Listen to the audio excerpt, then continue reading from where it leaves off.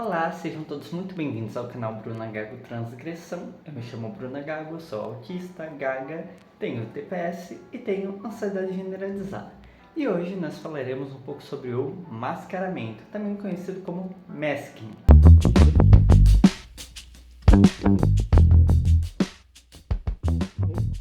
Bom, primeiramente o masking ele é muito associado a somente o espectro autista, mas não se limita só a ele e eu vou explicar um pouco sobre isso. No meu caso, eu sou uma mulher trans e nós não mudamos a nossa voz por uso de hormônios. Homens trans sim, né? Porque as cordas vocais são mais fechadinhas e quando tomam o hormônio masculino, as cordas se abrem. No nosso caso, mulheres trans, as nossas cordas vocais já são mais abertas e não tem como fechar. Então, para nós mudarmos a nossa voz, caso nós quisermos fazer isso, é necessário exercícios com, muito provavelmente, uma fonoaudióloga, né? E, enfim, no meu caso, eu gosto da minha voz, né, como ela é, não quero mudar minha voz.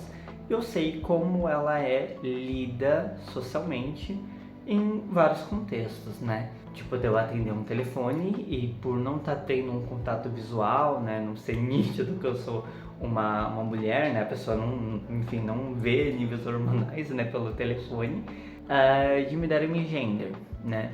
E daí surge muito o mascaramento de mulheres trans, né? E justamente a gente feminilizar ainda mais a nossa voz de uma forma forçosa para que a gente não precise passar por esse tipo de constrangimento, né? Por esse tipo de situação em que nós temos que ficar corrigindo as pessoas sobre os nossos pronomes. Isso considerando também que mesmo assim a gente pode sofrer várias agressões da pessoa não querer entender ou entender e ser transfóbica, né?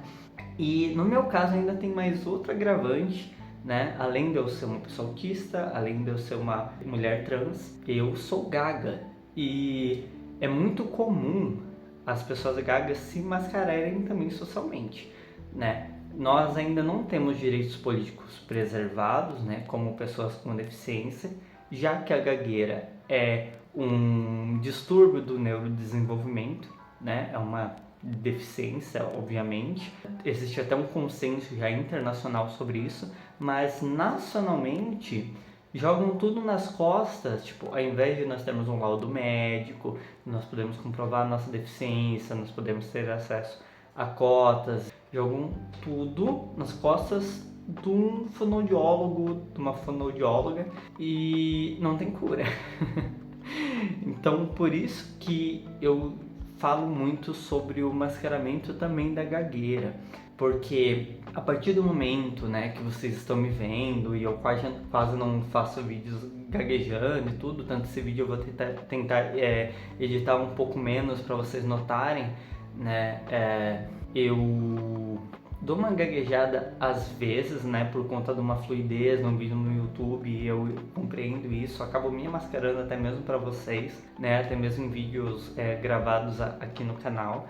E eu gaguejo menos, né, tenho uma tendência a gaguejar menos, porque eu já fiz 2 anos de teatro, inclusive num projeto internacional, né, chamado Projeto Conexões, isso lá em 2012 e 2013, fiz 2 anos de projeto, né? E eu também sempre trabalhei com o público, né? Eu sou escritora, eu tinha que me comunicar para vender o meu livro. Eu desde 2017 trabalho com vendas, né? E enfim, o contato com o público sempre foi uma constância, né? E por conta disso, para não sofrer tanto, eu tive que aprender a me mascarar o máximo possível, né? Porque a gagueira eventualmente vai existir, né? Porque mesmo que eu não apresente sintomas autistas, eu continuo sendo uma pessoa autista. E para gagueira, a mesmíssima coisa, né? E por justamente não ter uma cura, né? A gente vai fazendo as nossas adaptações possíveis, né? Para que a gagueira não seja tão evidente, para que não haja tanto ruído comunicacional, né? Tanto eu sou super favorável de pessoas gagas fazerem fono e melhorarem a sua fluidez, né? o seu jeito de comentar, claro, né? A fluidez que eu falo é uma fluidez nos padrões neurotípicos, né? Porque, querendo ou não, tipo, só por a gente ser gaga, mesmo eu, que tenho uma gagueira mais leve, digamos, né? Somos consideradas pessoas mas que não têm uma linguagem funcional, né? O que é muito curioso. Então, né, resumindo, né, sintetizando, né, tanto do autismo, da gagueira e de eu ser uma mulher trans, né, são várias formas que eu tenho que me moldar socialmente para eu ser aceita, para eu ser respeitada, né? Se eu ficar mostrando muito meus sinais autísticos, eu vou ser julgada por isso. Se eu gaguejar, eu vou ser julgada por isso. Se eu apresentar uma voz que não é lida femininamente, a pessoa note que eu sou uma pessoa trans, eu também vou sofrer com isso, né? Então, assim, é uma recorrência, né? Inclusive, eu estava até comentando disso com o meu terapeuta, né? O meu psicólogo, de que, tipo, eu me aceito, sabe? Não é uma questão de, você tem que trabalhar um pouco mais a sua autoestima. É uma questão muito de perceber a realidade material de onde a gente está inserida, né? Né, nós, no caso, né, imagino que a maioria das pessoas que assistem são do Brasil, mas eu sei que tem gente de fora também que assiste. Nós vivemos no país que mais mata pessoas trans do mundo. Nós vivemos no país que está batendo recorde justamente desses assassinatos, né, há 15 anos seguidos, sabe? Nós vivemos num país que pessoas gagas não têm seus direitos políticos preservados. Nós vivemos num país em que o acesso ao laudo é dificílimo e que é um país muito capacitista também. Então, assim, né? Claro que a calma, né? O respirar fundo e tudo colabora para a gente ter uma comunicação mais fluida, novamente, né? Do jeito neurotípico. Mas isso não é o suficiente para curar as nossas questões, ou para a gente simplesmente se desapegar da realidade e esquecer onde nós estamos inseridas nesse mundo, né? Porque eu vou ter uma entrevista de emprego, espero que eu passe, né? Quando esse vídeo sair, provavelmente já tenha saído o resultado, mas há sempre uma dificuldade maior por conta da nossa condição, né? Assim que eu consegui o laudo, eu já tinha um contato para conseguir concorrer a uma vaga PCD, né? Que era uma pessoa que já tinha me contatado pouquíssimos dias antes do meu laudo sair. Eu falei, meu laudo já vai sair, tal, aguardou, tudo certo, a vaga não tinha sido preenchida mesmo. Mandei e vamos vendo o que vai dar. Espero de coração que dê tudo certo. Mas vocês podem ver que é mais uma dificuldade, né? Para conseguir um laudo médico não é barato. Para mim fazer o psiquiatra, para mim fazer teste neuropsicológico, para mim fazer o neuropsicólogo, assim, eu sou uma mulher trans, gaga, autista e que tô desempregada.